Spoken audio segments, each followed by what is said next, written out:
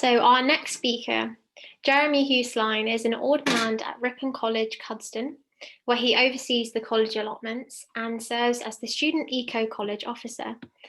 Originally from the United States, he has also lived in Belgium, where he completed his MA and MPhil, and he is currently completing his PhD at the Institute for Philosophy with the University of Leuven.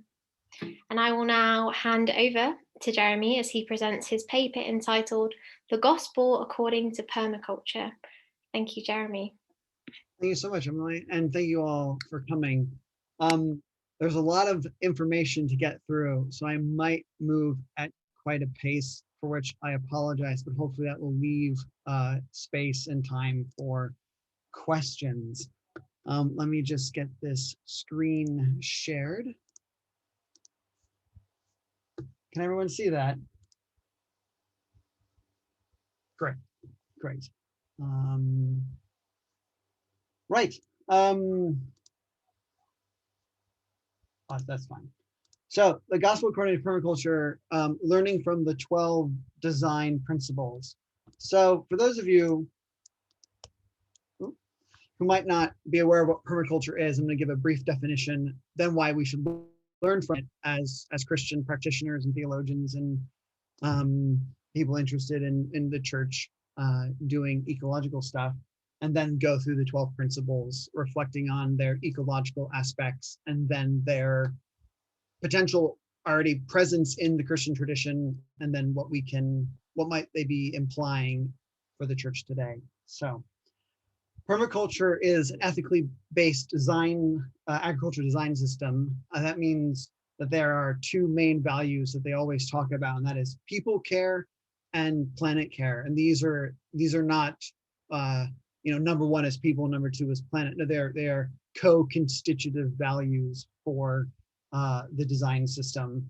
And it aims at being sort of beyond sustainable. They talk about sustainability quite a lot, but actually the key aim of permaculture is to be regenerative, restoring life and relationships to landscapes and to ecosystems. It's a portmanteau between two words, and Bill Mollison, the founder of permaculture, talks about this quite a lot, between permanent agriculture. So a way to do agriculture that is regenerative, so it doesn't just drain soils or drain resources from an ecosystem, but continues to build up and restore those complex relationships at the foundation of an ecosystem. And also then that will lead to permanent culture. So every culture that we have across history has its basis in agriculture, has its basis in, that's a particular definition of culture, but for permaculture, that's what it is, in farming and in being able to settle down and to have stable human communities. So other practitioners have developed these 12 design principles that have essentially become a standard model of how to teach permaculture across the world. So that's a very brief introduction to what is permaculture. But why learn from permaculture? What does this have to say about us as Christians? Well, there are similar objectives, I would argue, with the values that people care. We care for people as the church, and we care for our planet. And within the Anglican Communion, this is noted in several marks of mission, including the fifth. So we can be going in the same direction with permaculture. There's also a real flexibility to the way that permaculture applies itself to different contexts. As we'll go through the design principles, that will be very evident. But much like ministering in a particular place, in a particular location, to a particular community, the church and permaculture both itself contextualizes how it's addressing needs in a particular area, in a particular ecosystem or community. I also think the themes of regeneration really do touch on themes of resurrection within the Christian narrative, within the story of Jesus and the whole life of the church. So, and that will allow, as we think about permaculture, these principles and the values, I think that actually gives us some language to theologically reflect on our own praxis, on the things that we're doing in our communities that might not be ecologically focused, but actually do tie into how permaculture thinks about itself as a design system. So we begin. The first principle, sort of the foundational one, is really straightforward. Observe and then interact. Bill Mollison said permaculture is not energy or capital intensive, but rather it is information intensive. So permaculture is premised on this idea that nature is always speaking to us. If we stop, if we look, if we listen, if we investigate with our methods of science and whatnot, we can see what is already going on, what is already happening, and that's what we start with. It's a way to approach nature with a light hand at first, and a light touch, in order not to disrupt what is already going on. And I think there's a lot of resonance there with the idea of the kingdom of God. Going to where God is moving, rather than forcing the kingdom in ways that God would not want it to be forced. So observe and interact with nature, and as we become proclaimers of the kingdom of God, observing where God is, and then interacting with God, what God is already doing. And that's really like, learn to see like Jesus, learn to see what is there, rather than what we wish were there or what we believe should be there, but to have that light touch and that light approach. I think also here there's an interesting, this more sort of bigger theological claim, but I think as we think about this design principle, it might inspire us to a re-embrace of natural theology to some degree. We can talk more about that if you want. But ultimately, I think it's also about learning to see with love, not to despise what is there in front of us, or to wish it were something else, but to accept what is given. And sort of remember what St. Paul says to Corinthians, what do we have besides that which we have received?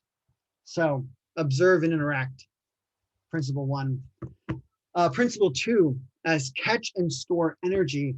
So in agriculture, in the design system of permaculture, it's about working with nature. So to think about systems regeneratively and not extractively. So nature is always providing us with energy in the forms of water or wind or sunlight or trees. And so think about how we can capture that. So one of the examples is to when it rains, to store water at the top of a hill, because there's more energy there. And then when you need it, to bring it down. And I think there's actually a lot of resonance here with the Christian tradition of some spiritual practice of in times of abundance,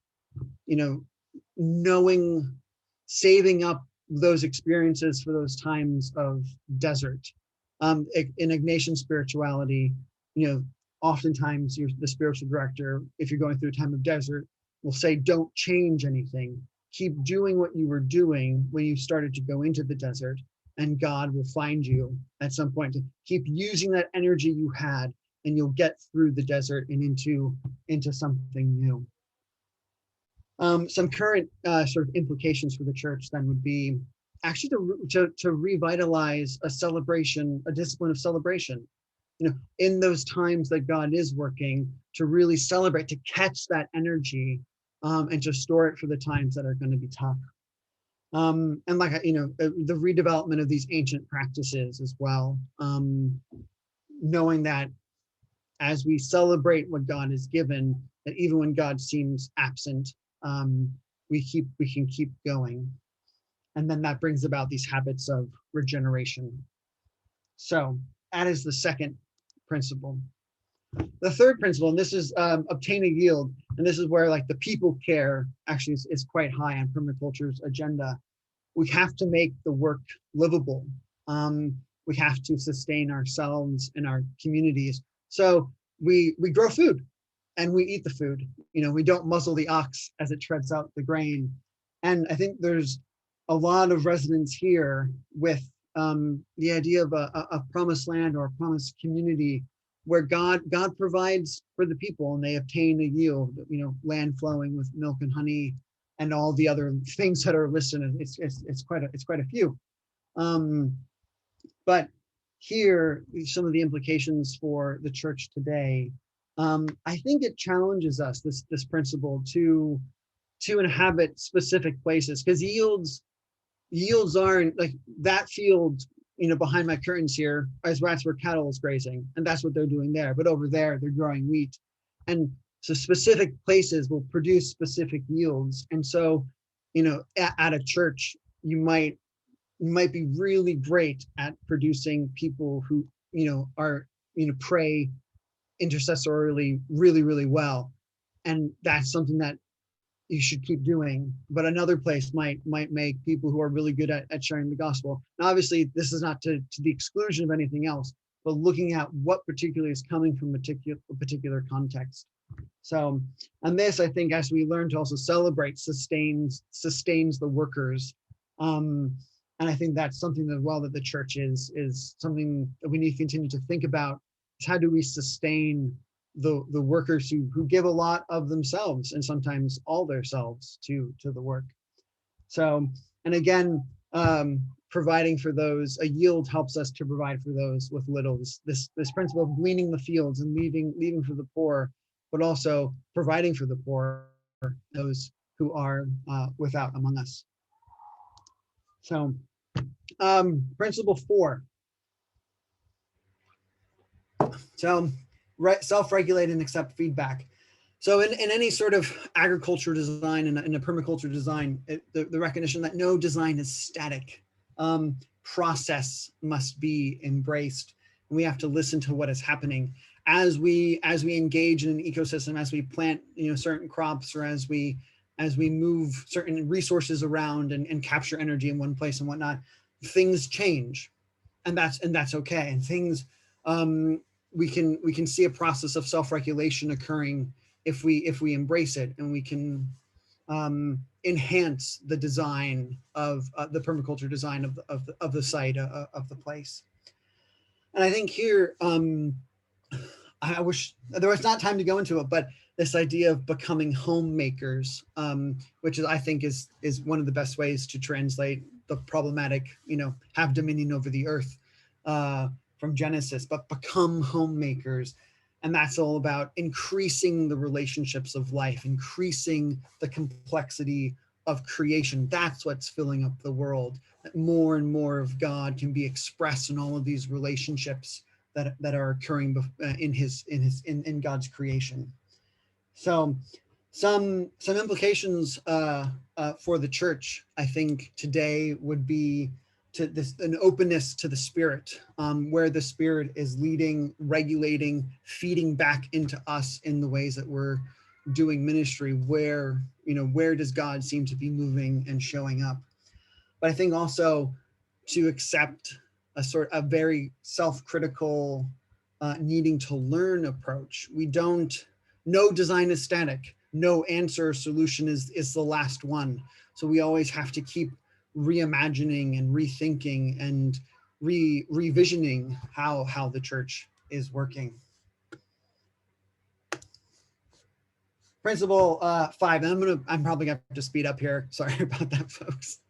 That you use and value renewable sources and services. So it's about ending this extractive economy, this economy that destroys the resources that it has, but instead you add life and you grow relationships through using renewable sources and services.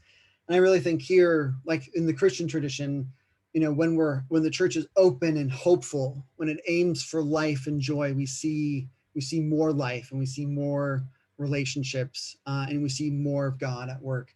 So the implications there for the church is to look at our own sustainable and regenerative habits, both in terms of ministry and the work of the church, but also in terms of ecologically. Where can we develop those systems? Where can we add life and relationships into the work and mission of the church?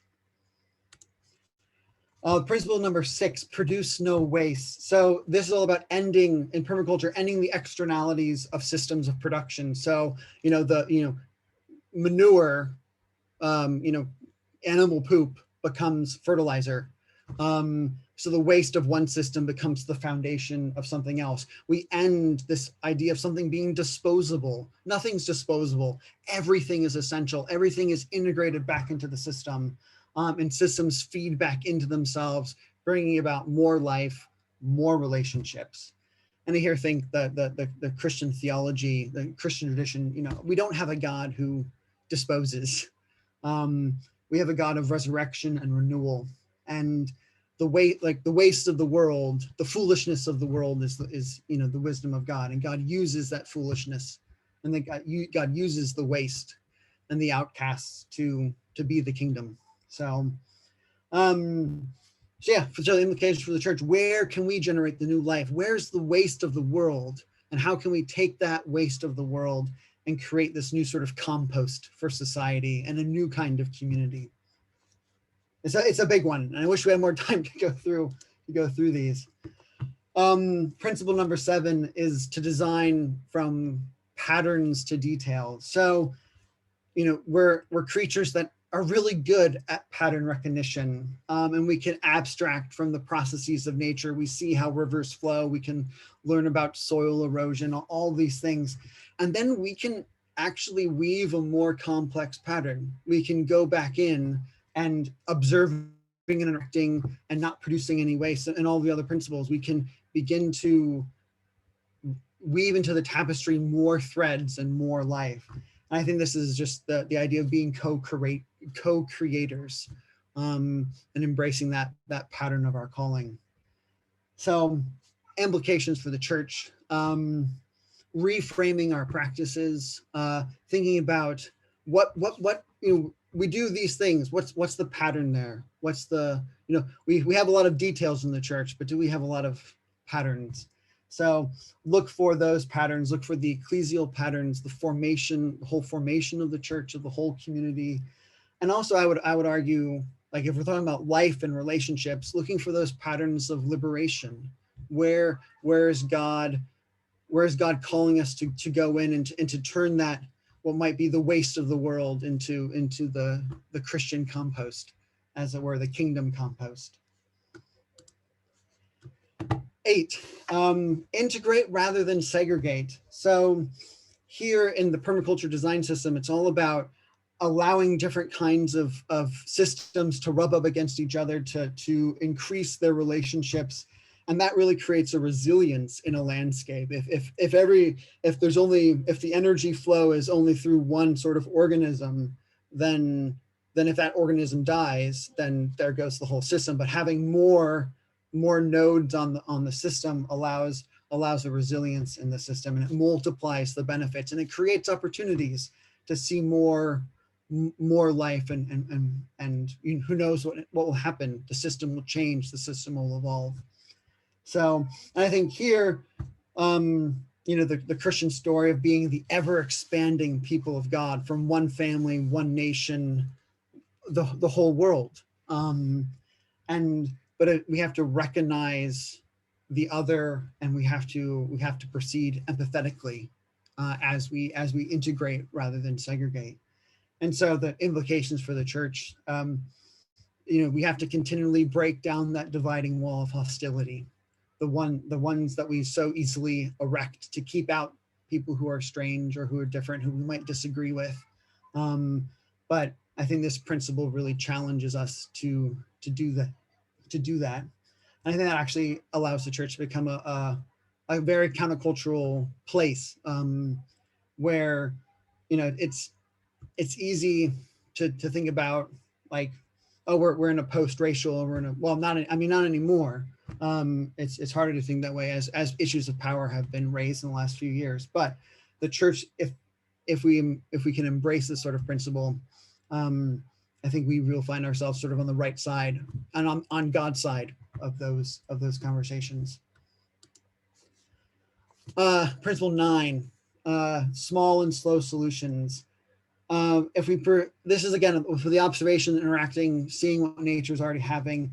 As we go about changing a permaculture system, adding in an element, an animal, or some plants, or or crop, whatever, we want to retain as much life as possible. We don't want to slash and burn, a rainforest and then plant, and then just have beef. That destroys relationships, it destroys life.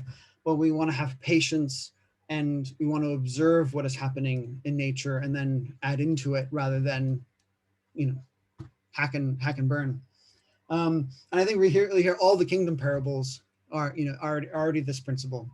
And the small and hiddenness of things where God seems to like to work, and then in the fullness of time things happen. We have a different sense of time as the Christian community. So some implications for the church here, just really quickly. Are we doing too much? Do we think a program will solve our problems? And want to bring in a quick program? Okay, here we go. There's the young people, or there's the children, or whatever the problem is. Here's the solution. But actually, should we embrace this sort of inefficiency of moving slowly, having conversations, building up? Is there a grace to inefficiency? So I'll just leave that as a question. A few more. There's 12, so we're at 10. We might have some time for questions. Use and value diversity. So as we embrace sort of all these different elements in the permaculture system, the different, the tomatoes and chickens, and over here there's a goat, and we have some, some a bamboo forest over here. We create more possibilities. So nature abhors a vacuum, and a monoculture. Like nature wants there to be lots of life, everything using the waste of everything else, and the energy being contained. I think here we actually see a natural sort of outworking of the eschatological vision of the church, that there is a all tongues and all tribes and all nations are worshiping God, and the challenge to us is this challenge of liberation. So where life is being kept down because it's different, actually, God says, go and break those chains, break the chains of the oppressors, set the captives free. And so that's still our challenge today. And I think actually that's the implication for the church today, continuing to demonstrate truth to power by valuing diversity, by allowing our vision to expand, and by embracing difference. Penultimate. We'll finish, but unfortunately I don't know if there'll be time for questions. Use edges and value the marginal.